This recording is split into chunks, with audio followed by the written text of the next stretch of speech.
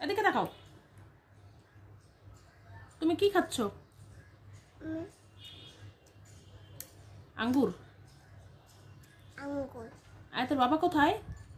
বাবা অফিসে। আর আয়াতের মা কোথায়? আয়াতের মা অফিসে। আয়াতের মাও অফিসে। তাহলে এটা কে? আয়াতের মেয়ে। এটা মেয়ে তোমার? আমি তোমার মেয়ে হই? মেয়ে হই। তুমি আমার মা হও? মা হও। ওরে বাবা, মা! তুমি কি আমার সোনা মা? সোনা মা।